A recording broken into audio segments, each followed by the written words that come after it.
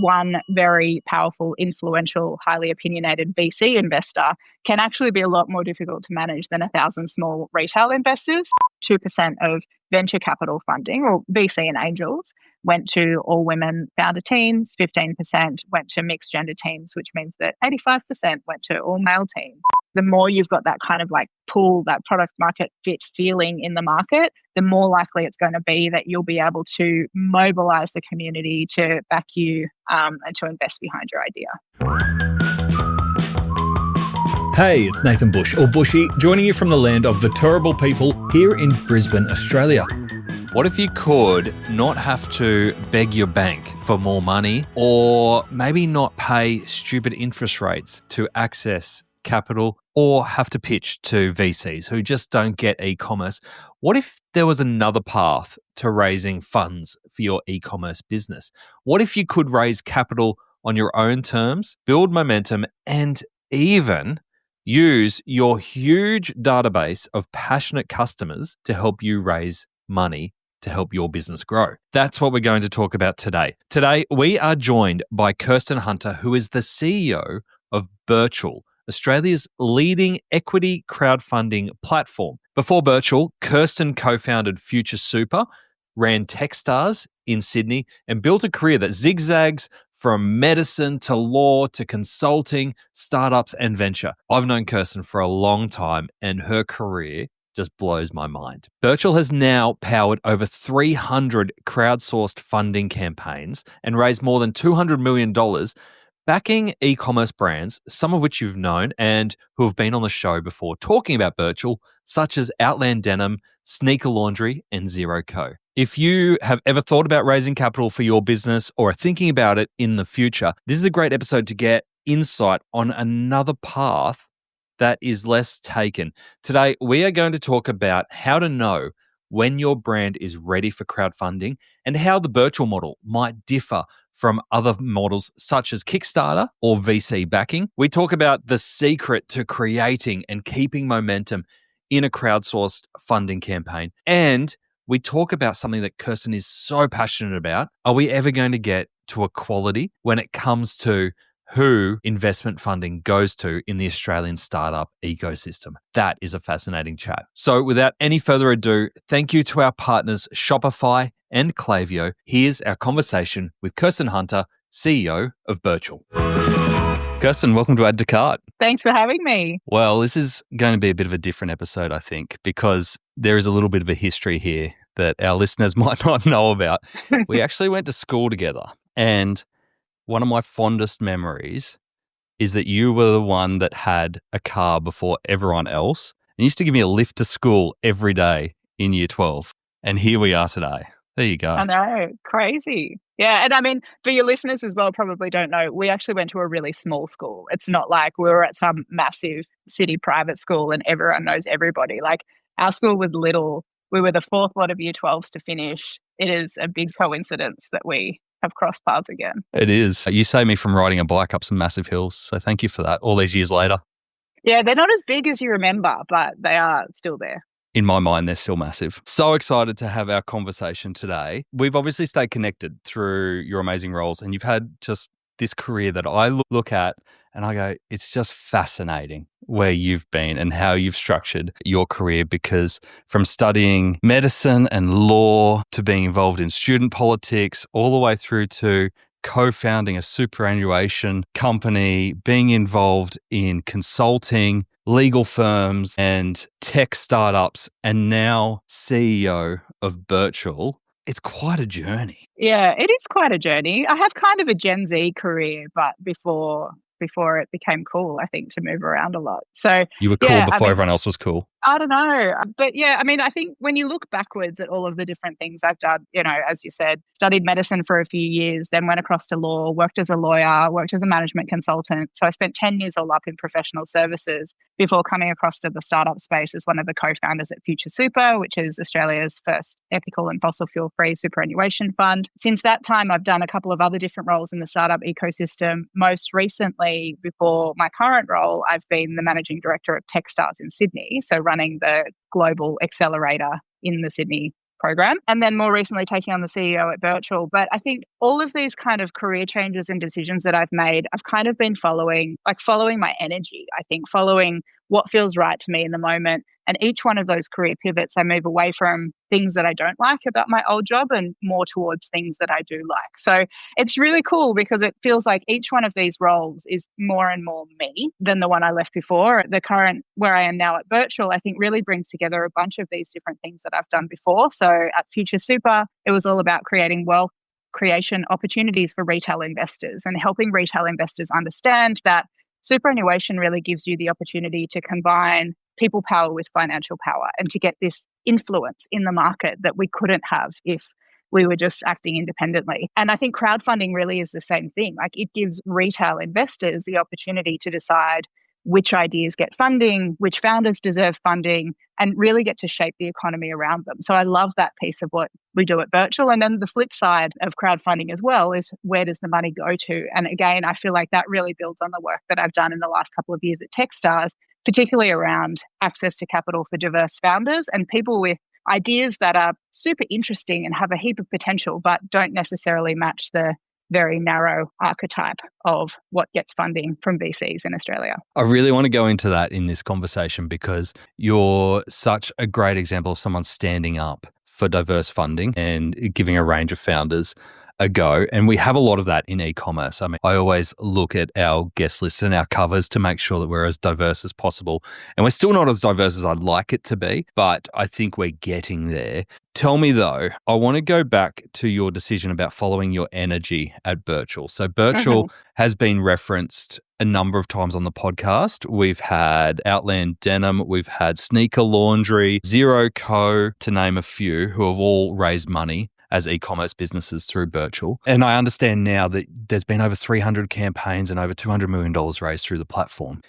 Can you explain to our listeners, especially from an e-commerce perspective, how Virtual works? Yeah, absolutely. So Virtual is Australia's largest crowdsourced equity funding platform. And so what does that mean? Breaking it down, crowdsourced funding is basically you collect a large amount of money from a large number of people. So lots and lots of small checks, as opposed to trying to negotiate either with a bank or a venture capital player that can give you one large check and give you all of your capital needs. It's kind of like Kickstarter or those kind of rewards-based campaigns, except instead of getting a reward in the form of a product, your reward is shares in the company. So you can do rewards as well using product, but basically what you get is shares. And so it provides founders, business owners, the opportunity to convert their passionate and loyal customer base into passionate and loyal shareholders who then literally and figuratively invested in the success of your business. So you really kind of have the opportunity to activate that customer network, turn it into shareholders and help them become really, really incentivized to help you grow your business. And do you find that it's better for those consumer-led brands because they have that database, that following, that recognition in market? Because you're essentially a two-sided marketplace here, aren't you? Yeah, that's right. So we are both sort of trying to find, attract and serve founders and business owners and connect them with capital. But we're also doing the same thing on the investor side, trying to connect them with investment opportunities, wealth creation opportunities, so that they can, use their money and try and build a better future for themselves and their families. So we definitely do kind of have similarities to a two-sided marketplace for sure. In terms of your question around, does it only work? You didn't say does it only, but like a lot of people do. Does it only work for consumer-facing brands? I think it doesn't only work for consumer-facing brands, but it does work very well for consumer-facing brands. So what we talk about is in crowdsourced funding, crowdsourced equity, having passionate supporters is kind of the key to success here. They can be passionate supporters in the form of customers. They could also be, though, passionate supporters who just really believe in this product and really want to see it come to life. CBIN is probably a really good example of a big campaign that's happened on Virtual where it was supported by thousands of individual investors because they loved the idea of this product that could take pollution out of the harbour without harming wildlife, but they weren't actually customers of that product. So the passionate supporters is what matters, whether or not they are actually customers. And I think it can work just as well for, B2B businesses or other types of businesses that don't have that direct to consumer element. But instead of thinking about it in terms of your shareholders as customers, your shareholders as employees in potential customers. So I think it does work really, really well for consumer businesses, and it's a bit more of a kind of direct, easy to understand relationship between the crowdsourced funding campaign, the customer base that you have, and converting those into shareholders. But we certainly have seen a lot of examples where it works for other types of businesses as well. I love it. I love browsing through your site and seeing, just from an ideas perspective, what people are coming up with. There are businesses in there that I hadn't heard of. Like the one that caught my eye was the air taxi company that's on your homepage. Yeah, that's really cool. Like someone out there going, we're going to need a place for all these drones or helicopters. I didn't, just to land and for people to board or add things to it. Like, I'm like, oh, that's a really good idea. Yeah, and it's a super interesting one as well because Clem, the founder at Skyports, he's actually come back for his 4th crowdsourced funding campaign recently. So, it sort of shows the fact that crowdsourced funding can be used as an ongoing source of capital, not just a one-off. But what's really interesting for him is a lot of the things he has to get over the line in order to bring his business to life is council approvals and government approvals and planning and all this kind of stuff. And being able to go to these planning organizations and say, I've got however many thousand individual shareholders who love this idea and want it to come to life. It shows that community appeal that's really persuasive when it comes to government to be able to say, this is something that people want, and therefore it's something you should give approval to. Yeah, it's like a petition on steroids. It's not just people putting a signature down. It's like, I'll throw some money at you as well. Yeah, exactly. It's a petition backed up by money, which is very influential in government. That's awesome. So if we're positioning this for e-commerce businesses, obviously you mentioned Kickstarter there, and there are a lot of e-commerce businesses, probably less so now, it feels like it's dropped off a little bit, who may start out on Kickstarter, raise initial funds on Kickstarter. And then we've got the other end of the spectrum of people who are raising money or even borrowing money through some of those lending companies for e-commerce. Where do you see the sweet spot for Birchal in terms of a need state for accessing capital for e-commerce businesses? Yeah, I think crowdsourced funding, crowdsourced equity in particular, can be a really, really great source of capital for e-commerce businesses. It sits nicely in the middle of kind of the pros and cons of other sources of capital. I think rewards-based crowdsourced campaigns like Kickstarter can be really awesome, but I've heard from a lot of founders, a lot of the challenges of then having this fulfillment. You've got all of these customers and timelines and delays and all these kinds of things that can create massive, massive headaches. Whereas crowdsourced equity doesn't give you so much of a headache because there isn't a timeline that your shareholders are kind of locked into for the results to be arriving at their home address, I suppose. And so it can have that really nice balance where you get the benefit of that large community outpouring of support. You get the indicator that your idea has traction, but you don't end up getting locked into a production and delivery timeline in the same way. Compared to sort of like loans or bank financing, I think it's really good as well because, a lot of business loans, you'll be required to hit certain metrics, can be difficult for e-commerce businesses because revenues often aren't recurring. They're kind of transactional or one-off or cyclical. And so that can make it difficult to meet the thresholds that banks have on loans, particularly in the early stages when you're growing and your revenues might not be as predictable as they will be down the line. Often as well, in those cases, founders are asked to put personal security down on the loans. And so that means that you are personally at risk to be able to repay this money if something goes wrong. Venture capital, on the other hand, the risk all sits with the VC. So they put the money in, they buy equity. If your company goes under, they lose their money. You're not on the hook for having to pay it back in the way that you are with banking. But venture capital is very, very difficult to get funding, especially for anything that's not a very narrow archetype of founder building a B2B SaaS AI product. i.e. if you're not a bro. Yeah, exactly. If you're not a tech bro, if you don't already have access to capital to be able to get your product to a certain level where it's already got customers and it's already showing traction, VC can be very, very difficult to actually get funding for anything outside of that. And so crowdsourced funding sits really nicely in the middle. It's equity-based, and so the risk sits with your investor. You obviously share that risk because you are the main shareholder in your business outside of those investors, but you're not going to be personally having to pay them back if the business goes under. They understand that risk and they're putting their money in to back you anyway. You can get access to the capital really quickly on a timeline similar to what you might be able to with a bank, but without the kind of need for predictable revenues. And as I said before, you don't have the kind of locked in delivery fulfillment timelines like you do with rewards-based crowdsourced funding campaigns. So not trying to raise money and build a product at the same time. Exactly. Yeah, I love it because I think it gives you all of the flexibility of all of the different options with a predictable timeline. And it gives you that benefit as well, the strategic benefit of having your community of customers or followers who are activated as shareholders. Is there a challenge with the model in that you have so many investors who can, from my understanding, can be anywhere from a few $100s all the way up to whatever they want to put in? Is that a challenge when you've got so many people putting in money? Look, it can be. I sort of laugh about this a lot though, because I think anyone who's had venture capital investors, particularly a lot of people who've had bad experience with venture capital investors, will know that one very powerful, influential, highly opinionated VC investor can actually be a lot more difficult to manage than 1,000 small retail investors. So there's that. I do think there's kind of two pieces here. There's like the administrative component, and then there's the kind of like engagement component. Admin wise, it's not that difficult. Like generally, once you do a crowdsource funding raise, you'll engage some kind of registry provider.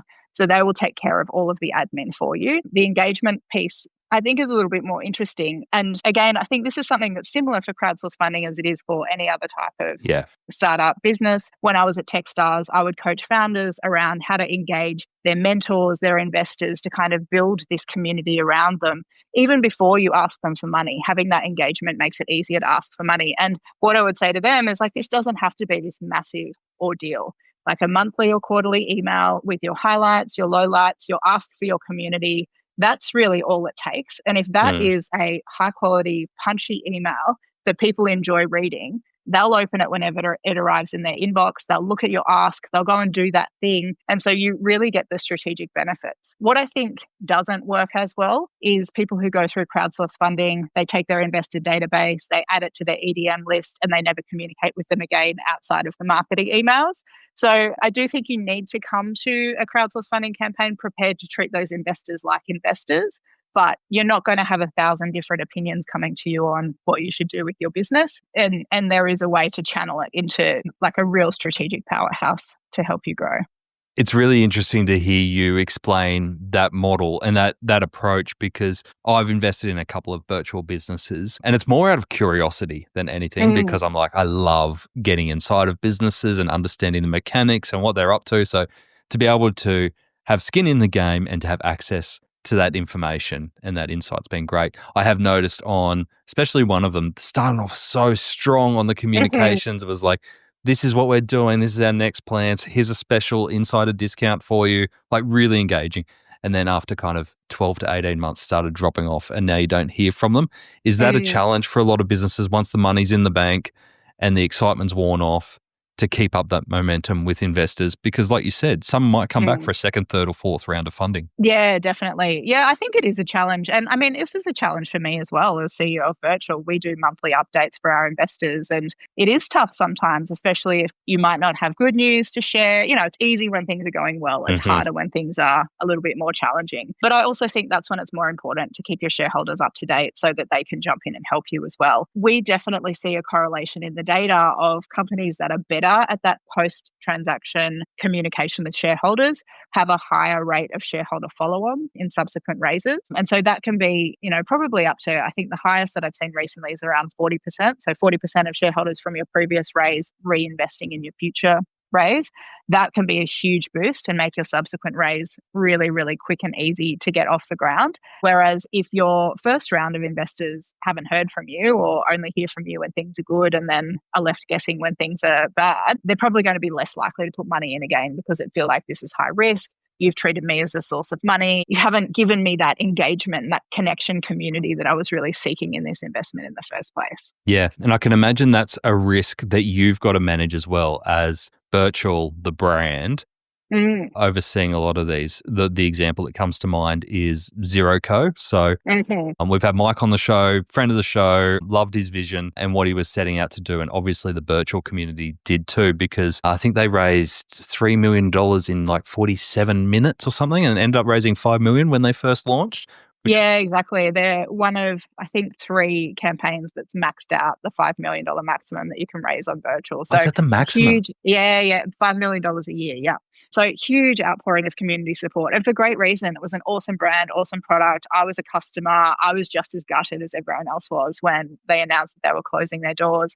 Again, though, I think it is an example of what good looks like when it comes to shareholder communication, because they've had a Facebook group of shareholders, since the first raise. They've kept that group informed as they've been going through the wind up. I've heard from shareholders in ZeroCo that they're super supportive of the decision, even though it means that they're getting back cents in the dollar that they invested.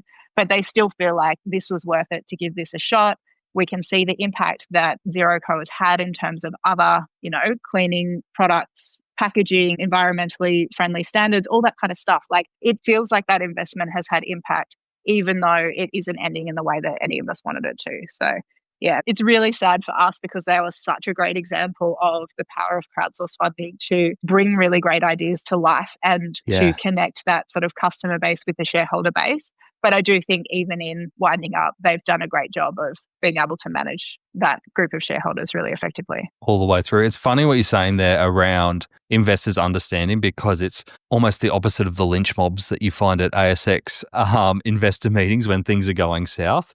We had James from Outland Denim really early on, and he was talking, and it was pretty fresh off their virtual raising. And they did some research, and they said that 83% of their investors via virtual invested for social impact, like for the idea of social impact alone. So it goes to show how important connecting on not just a business level, but an emotional level is when you're crowdsourcing. Definitely. Yeah, I think so too. And that's why that kind of post-raise communication piece is so important.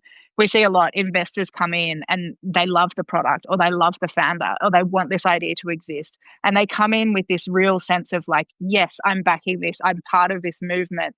And then if they feel like once I handed my money over, everything stopped, it's going to feel really raw to them. It's going to feel like I showed up with all this energy and I had nowhere to put it. And so, they are a force to be mobilized down the line. And I think you said this earlier, like, this is a challenge for us at Virtual, because if investors aren't getting the information that they want from the company that they've invested in, they then bring that complaint to us. And so then we sort of have to try and reach back out to the companies, wrangle them to get back to their shareholders. It creates a really interesting challenge, I think. Could imagine. What's the secret to getting people activated? Because if you're going out with an offer, I assume you want some of those headlines around, we've just hit the 100 grand mark, we've hit the 200 grand mark. You want it to look like it's raising momentum because you've got a limited time period to raise that money. Yeah, what have you learned right. around the secrets to kind of creating a bit of marketing splash to get people excited about investing? Yeah, I mean, there's a little bit of strategy, and then there's a little bit of have a great business, a great product, and all of a sudden the crowdsource campaign gets a whole lot easier.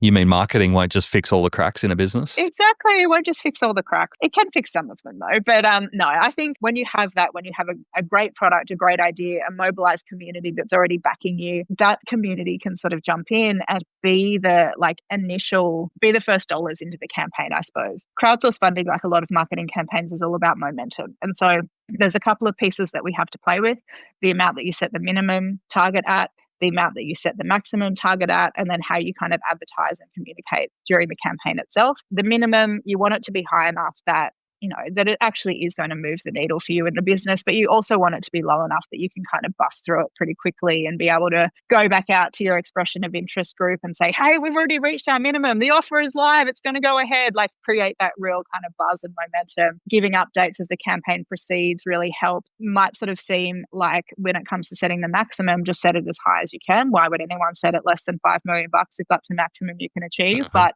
again, there's strategy around creating sense of scarcity in the shares. So having the maximum at a level that feels just a little bit out of reach, but also enough within reach that you can kind of use it to mobilize people who might have been on the fence to jump in before the shares run out, can be a really great way of making sure you get to the maximum amount. And you might not be ready to give up that much ownership. Exactly. That's a factor as well. So from a retail perspective, I know it's a little bit different to buying shares, for example. Retail investors, how do they typically get their returns or money back? Yeah, so when it comes to buying shares through a company like Virtual, it's not that different in terms of how you make the money compared to buying shares from the ASX. It just is less liquid. So it's more difficult to sell those shares. You can't just, sell them on the public market. You have to wait until there's some kind of liquidity event that the company facilitates. That might look like the company being acquired by someone else. It might look like them listing on the ASX. It might look like them doing a secondary share sale round. But generally, the company will be involved. You can't just kind of decide to go and sell the shares yourself. And so you can make money in the same sort of ways as you can with shares on the ASX. Either the shares itself become more valuable, and so you buy them at this level, you sell them at this level, and then that gap is kind of what you made on those shares.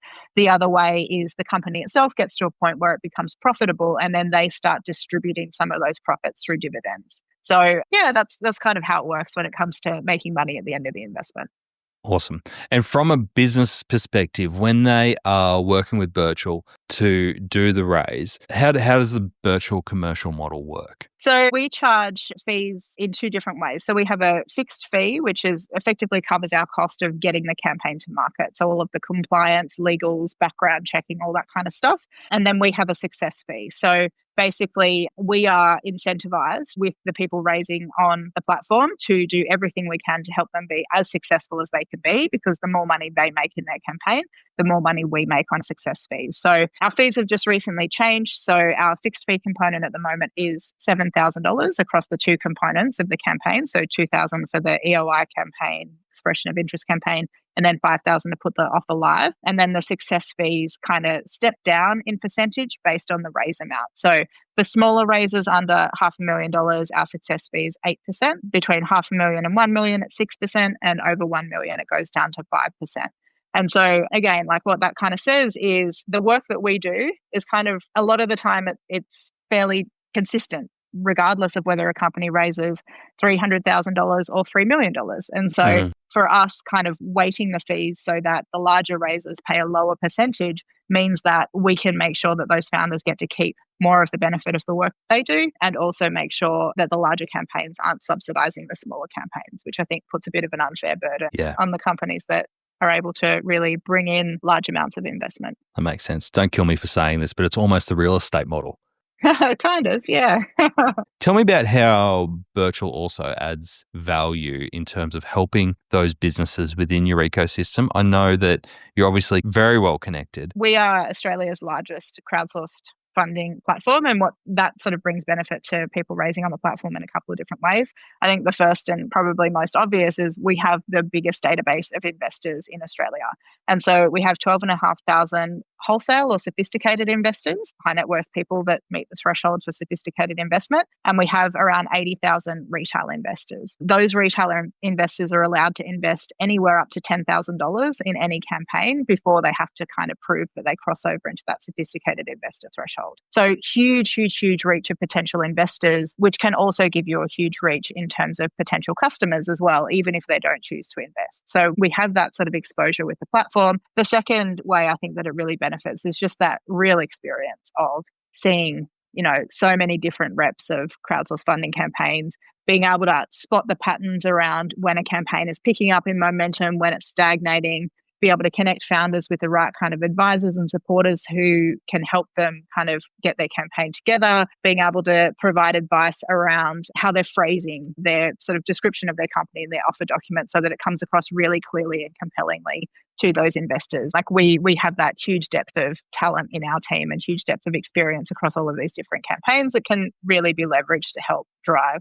the campaigns to a really great outcome. Really interesting what you said there, especially around the marketing and driving consumer demand. I get a lot of press releases in the consumer space for the pod, which is also great. And a lot are coming because you've reached certain milestones on Birchal or you've just launched on Birchal, and it becomes a campaign in itself, whether you're an investor or not. But it puts the brand up in spotlights and you're kind of like, oh, they must be doing interesting things if they're raising money. Do you find that there's often a correlation, especially for those consumer brands, between launching a crowdsourced funding campaign, but also real world sales because the brand is now more in the public conscience? Yeah, definitely. I mean, what we sort of tend to see on any given campaign is usually around sort of 15 to 20% of the raise will come from a small number of large checks. Often they're known to the founders. They're people who, they might be suppliers or people who they interact with through the business, or they might be friends and family who want to support them.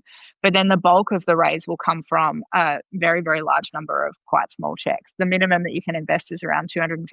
So if you're raising a few $1,000,000 and you've got, a couple of 100,000 coming from big checks, but then the bulk of it coming from a large number of small checks, then it's a huge amount of kind of like people investing their support who might not otherwise have heard of you. I have heard some really awesome side effects, I guess, of crowdsourced funding as well. So I think the customer side, the brand awareness, oh my gosh, this product exists. Like I had no idea until I saw this virtual raise. Like that piece is really interesting. But some of the things that people might not realize is things like employer brand. So I was speaking to someone the other day who works for a company that did a crowdsourced funding raise on virtual last year. And she said to me, I had never even heard of this company or even this industry before I saw this crowdsourced funding raise. And after I saw it, I reached out to the company and said, hey, I want to come and work for you.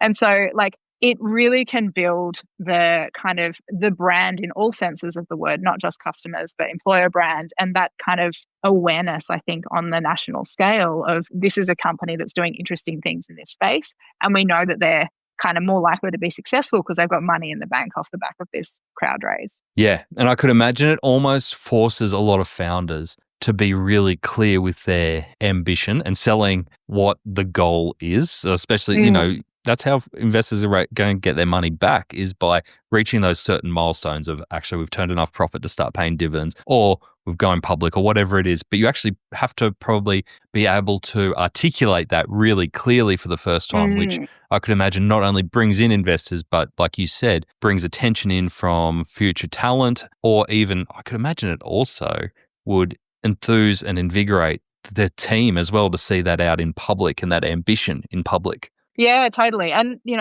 crowdsourced funding, it's super exciting. Like when you're working for a company raising and you cross over that minimum and you're like, oh my gosh, this is really happening. And then the bigger amounts that come through, the more and more exciting it gets for our team as well. Like our offers always close on a Thursday night. Generally, everyone's online on Thursday night. People are messaging on the group chat about oh, this campaign's just passed this number. Yeah, way to go, founder. Everyone's really pumped and excited about it. So it has a really fun kind of rhythm to the business. That's awesome. When was the last time that your email strategy was as smooth as your morning coffee? That was the question for Pablo and Rusty's, a purpose-led Sydney roaster with a booming subscription base. But with MailChimp, they couldn't connect opens with actual purchases. They were sending blind. Enter Klaviyo. With segmentation, cohort analysis, and Shopify with recharge integrations, Pablo and Rusty's gained real visibility into customer journeys. In 2024, Klaviyo delivered them a 61 times ROI, drove 30% of e-commerce revenue, and lifted loyal and recent customer segments by 11% quarter on quarter. Now, their emails don't just sound good, they build real value with every send. That's a real smooth cup of joe. See how Klaviyo turned data into dollars. Visit klaviyo.com/au.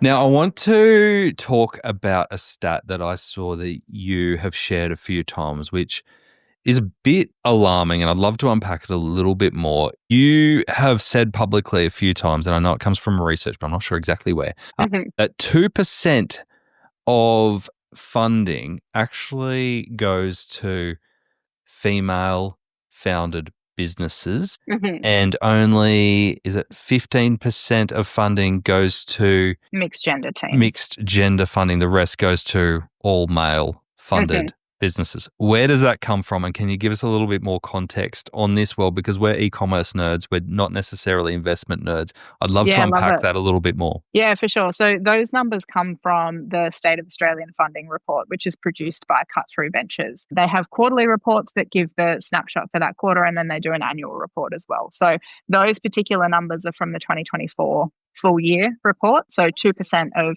venture capital funding, or VC and angels, went to all women founder teams, 15% went to mixed gender teams, which means that 85% went to all male teams, which is, really quite bleak when you look at the diversity of who is actually running and standing up businesses in Australia. It's not just 85% men who are starting businesses and running businesses. There is a lot more diversity out there, but for a myriad of different reasons that much smarter people than I have analysed, they're just not making it through to those final rounds of decision for VC funding. What's the balance there? So if 85% of funding is going to male founded businesses, what percentage of businesses, and you may not have the answer to this, would be actually started up by all male founders? How far off are we? Yeah, I mean, I don't know. I actually was reading something this morning that was suggesting that sort of 25 to 30% of startups, so this is kind of like within the technology space, are women-led or sort of partly women-led,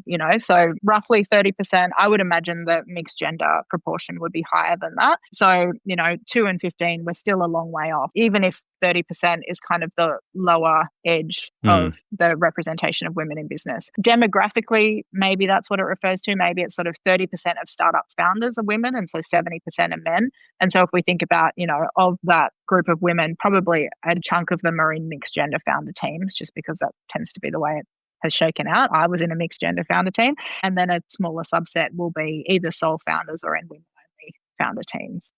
Okay. Yeah, regardless of what the correct number is, we're still a long way short of that when it comes to venture capital investing. And obviously, gender isn't the only diverse factor that we're lacking. Where else are you seeing groups underrepresented in terms of funding? Yeah, I mean, so gender is definitely not the only source of diversity. However, it is the only one in Australia that we track.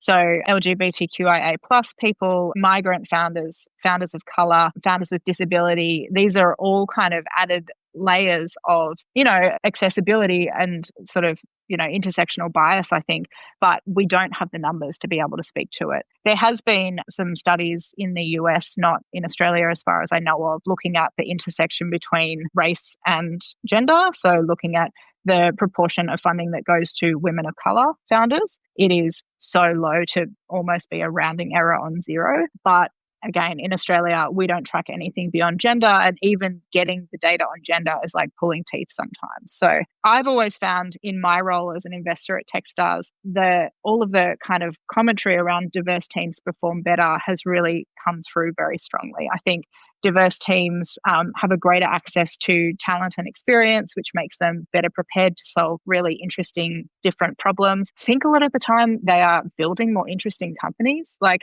I don't need to see another kind of instantaneous grocery delivery thing, but like a new product that solves a problem for people that haven't been able to solve this problem before. Like, I think that is way more interesting and fun to get behind as an investor. We have been sort of trying to increase the dialogue around diversity and funding for at least the last 10 years that I've been in the ecosystem.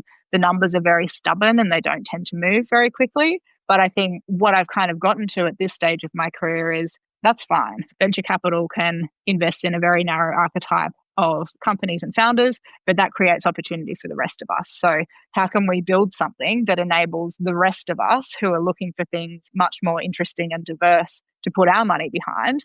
How can we create the platform that people can back the ideas that they want to see exist around them, back the founders who they think deserve that funding, and create much more kind of richness and diversity in the economy that we all kind of live in. But what's going wrong? What's not sinking in around that message? Because that diversity message, that teams that are more diverse, founders that are more diverse, solving new problems are actually usually more efficient, get better returns. I mean, I've read a fair bit recently around female-founded businesses are outperforming male-founded businesses. What's not sinking in the investment community to move that percentage quicker? Lots of things.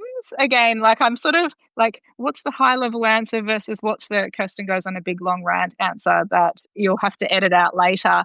But I think there's bias at all stages of the funnel. There's a lot of barriers, I think, that women and diverse founders face before they can even get to the point of starting a business. So again, I'll just speak to gender because it's kind of the area of diversity that I'm more familiar with, but women tend to take a greater role of looking after children, of domestic duties, of caring for elderly relatives.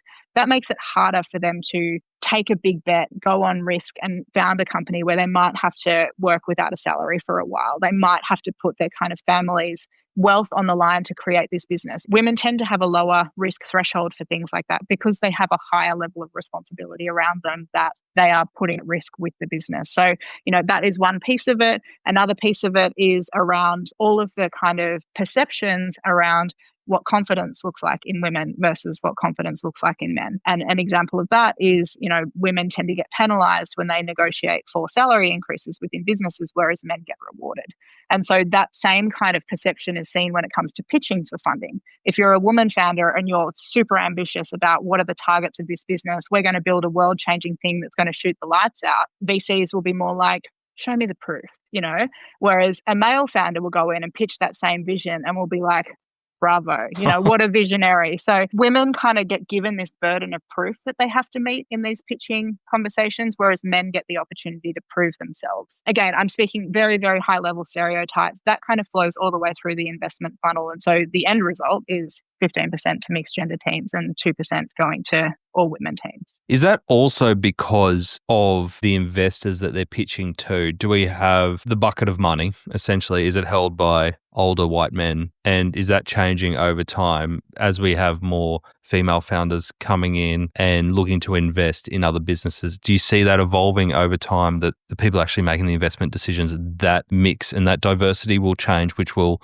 then change where the money goes? I have to believe it will change, but I'm not seeing a lot of evidence of it changing at the moment. I think that's definitely a huge part of it, especially when it comes to early stage business funding as well, because as much as we like to talk about kind of the metrics and the indicators of business success and the total addressable market and all of these kind of factors that investors will look at the end of the day, it's partly a logic and partly an emotion-driven decision. There was one VC investor who very famously said that she feels it biologically when she's in the presence of a really great founder. So, it is literally my gut feel tells me that this person is going to be awesome.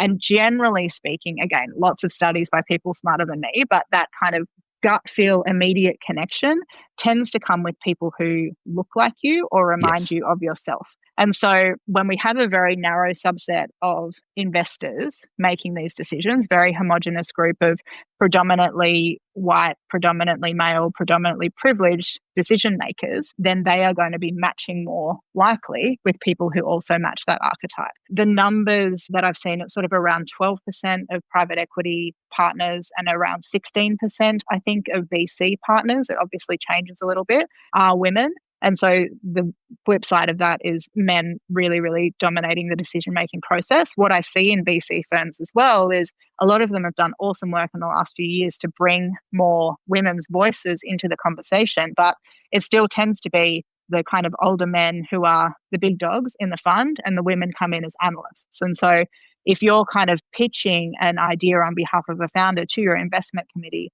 but the people making the decisions at the investment committee are still predominantly older, whiter men, pale, stale male, then you're still sort of stuck in the same patterns. And what we've been seeing in the last couple of years, I think, is like really a big exodus from venture capital of those kind of more diverse voices. And so, who gets to make the decision of where the money goes is a big part of it as well. Again, I think that's a real benefit of crowdsourced funding because you don't have to have access to billions of dollars of other people's money. All you have to have is $250 of your own money to be able to kind of stand up, put your money behind an idea and contribute to bringing that idea to life. As you sort of said before, there is hope, especially with, Canva's just done a massive round of secondaries. I think early employees were allowed to cash in up to $3 million worth of shares. So, like life-changing amount of money for most people being able to tap into $3 million. But again, I think there's kind of this like darker side of the risk here, which is that because mostly men get the funding in startups, early stage startup teams where the really big shares of equity are given away tend to be male dominated because they're people who can afford to work for less salary or they're friends of the person who's got the funding. There is also quite a large sort of cultural and bullying and harassment problem within a lot of startups that I've been doing some work with a bunch of volunteers called The Grapevine, where we're using stories to try and shed light on these conversations. But basically, you can get these really toxic environments in early stage startups that are particularly detrimental to people who don't match the dominant culture. And so again, like what you start to see there is women come in later, so they get a smaller stake of their equity. They experience harassment or poor culture, so they leave before their equity is fully vested. They move around a lot of different jobs, so they have a bunch of small ESOPs that are spread across a bunch of different businesses. They never kind of get to that point where they get to have this multi-million-dollar exit opportunity. So absolutely, there will be a bunch of new millionaires that have come out of this most recent secondaries. A lot of them will go on either to invest in startups or to found their own businesses. But also, I haven't seen any numbers that looks at the diversity of who's been able to cash in. But I would hazard a guess that it's probably mostly going to be going to men and younger men who will probably then go on and perpetuate the cycle. Prove me wrong. We leave on that upstanding note. Expanding into new markets isn't just about selling more. It's about selling smarter. Every region has its own rules, currencies, and customer preferences. But with Shopify, global expansion is simple.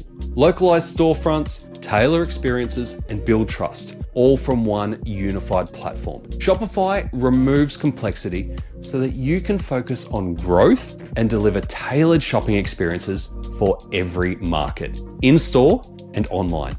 Accept over 100 currencies with Shopify payments for fast, familiar checkouts, and use built-in analytics to identify your most profitable markets. One platform built for global adaptability so you can scale without growing pains. Visit Shopify for Enterprise to learn more and start selling worldwide. But I think you deserve a lot of credit because you've done this for a long time and you've continually pointed out inequality, especially in tech and investment, which are male-dominated industries. How have you found that? And I'm just asking as someone, you don't shy away from it, and I can imagine that you get challenged on it a lot, whether publicly or privately. And now, you are, whether you're co-founding a significant superannuation firm or CEO of the biggest crowdsourced funding companies in Australia, significant positions. How do you feel that you being outspoken around these issues, has it been overall net positive for you or overall more challenge and adding on to the burden of what you do? Good question. Look, I think it's been an overall net positive for sure. Like being outspoken and being willing to say the hard things and say things that other people, like shy away from saying, I think has allowed me to build this incredible network of like-minded people who are just such a big source of energy and strength and, like enjoyment when you're kind of feeling like you're just shouting into the void and talking to the data again and no one's listening. Has it been financially lucrative for me? Absolutely not. But that's kind of not the most important thing, I think, a lot of the times. I mean, for me, like, as I said, I've been on a real journey in this space over the last 10 years that I've been in the startup ecosystem. When I first arrived, and actually with my co-founders at Future Super, we had a super easy time raising capital. Like it was 2018 and it was pre-tech bust and all this kind of thing. But we walked into a room, we made our first pitch, we closed the round in the first meeting. And I was like, this is so easy, and then I came out the other side and I realized what an anomaly that was, that we were able to do that. We had an incredible business. It was profitable. We had a really diverse founder team. We had a great story. We had pull in the market, all of the things that you need. And we were right place at right time with the right investors. And so the more I kind of moved through it, the more you see these numbers and you're like, this is an injustice, this is crazy that these numbers exist. There's all of this data showing diverse teams perform better and yet they're not getting investment. Surely fund managers are investing to make money. And so if you see this and you go through this thing of like, if people just knew, they would fix it. And so that was a lot of my early advocacy was like, I just need to get this word out there because when people see these numbers, they will change their behavior. And then you kind of realize people know the numbers and they're still not changing their behavior. And it's sort of this real like, okay, where do I go from here? You mean people aren't always rational? People aren't always rational, exactly, sadly. And so, like my kind of advocacy has taken a couple of different directions over the years, sort of from initially working within companies and advocating to try and get funding to becoming more of a sort of like ecosystem thought leader, I suppose, when it comes to gender diversity and investing. I was running a monthly column with Preeti Mohan called Funding the Balance, where we were looking at who are the what's the leaderboard across VCs, who's putting the most into diverse teams.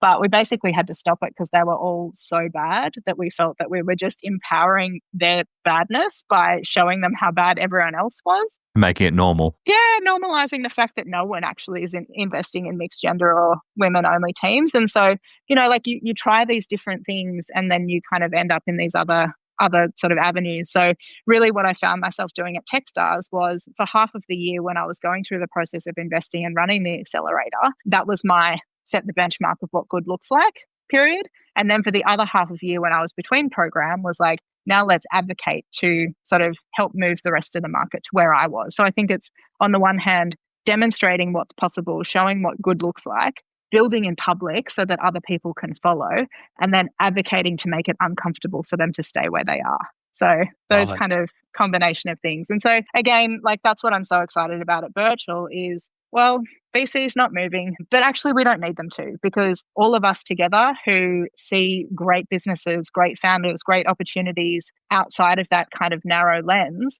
we can band together and we can decide which ideas get funded. They can sort of keep their investment committees and their narrow decision-making process. Those of us out here that are willing to be creative and flexible and to invest behind really great ideas, we'll get the rewards when those ideas are successful. It's a really interesting perspective just to see your journey through that around trying to convince people who are being in the same patterns for a long time and institutionalized, for lack of a better word, to then realizing actually we just find our people and we give them the mechanisms to make the change that they already believe in is actually a more powerful just go path. build it ourselves.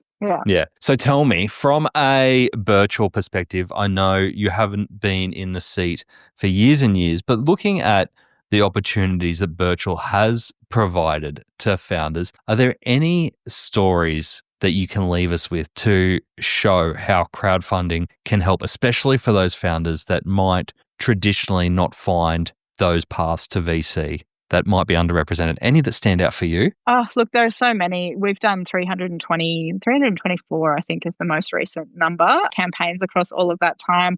And what we sort of see time and again is just that it's really like the flywheel of crowdsourced funding. So going out to the community, mobilizing the community to invest, seeing the benefit of those investors going out there and helping you build your product, and sort of that circle completing itself is so powerful where it works. We're still relatively young in crowdsourced funding in Australia, so we don't have any of those really big exit stories. But maybe the story that I'll leave you as an example of what's possible is Revolut over in the UK. So they raised their first round of funding through crowdsourced funding in, I think it was 2016. So before crowdsourced funding was even a thing in Australia, 433 investors investing an average of around £2,000.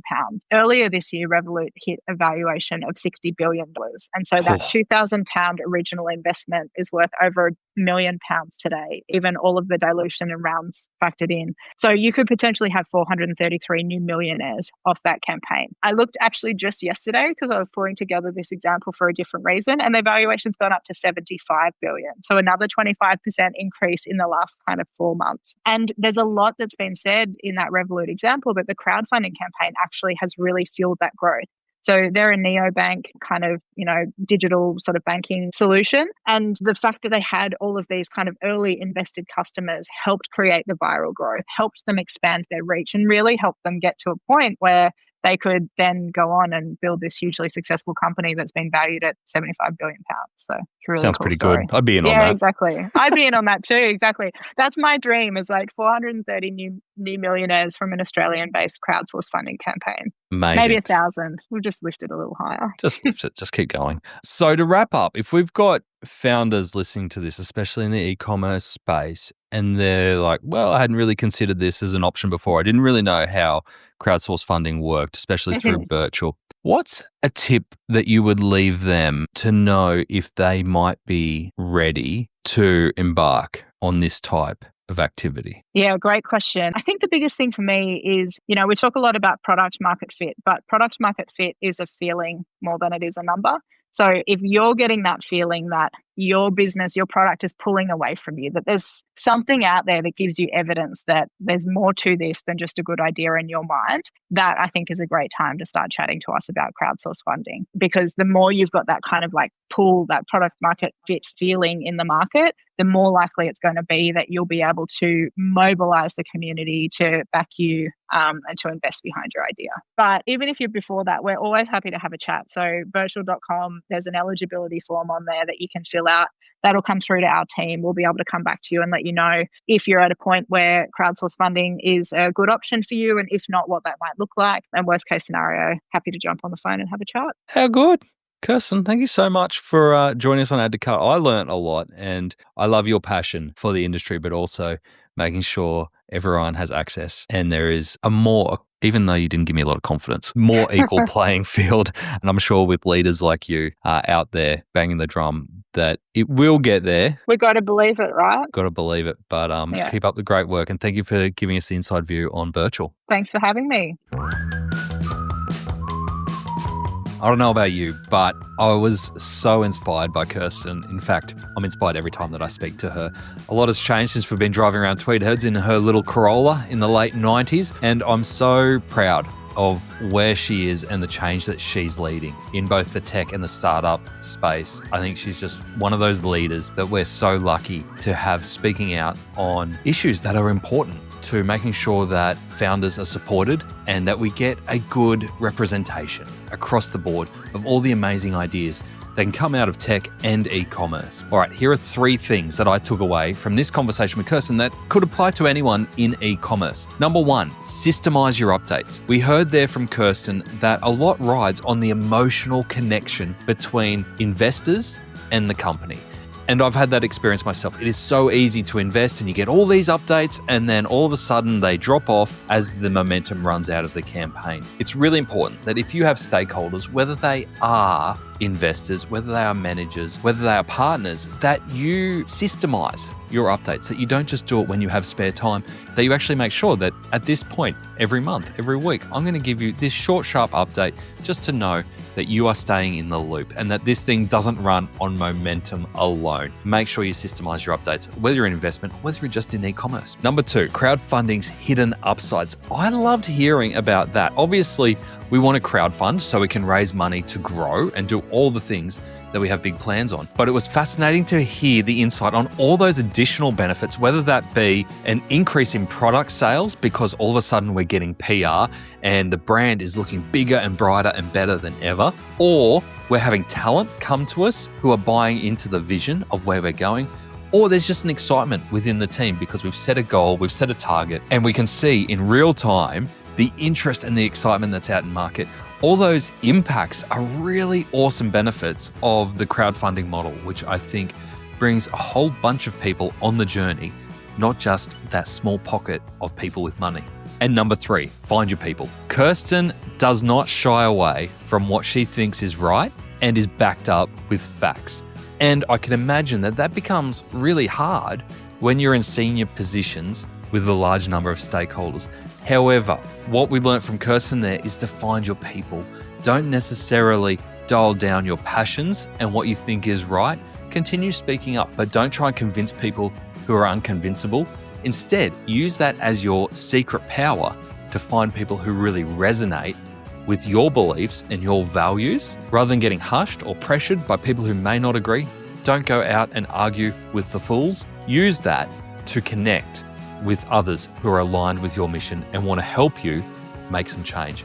Kirstin is a great example of that. Now, if you enjoyed this episode and you want to connect with other e-commerce professionals who want to either discuss crowdsource funding or want to connect on anything in e-commerce and help each other out, make sure you come on over and join the Add to Cart community. It's a free community that we host on addtocart.com.au.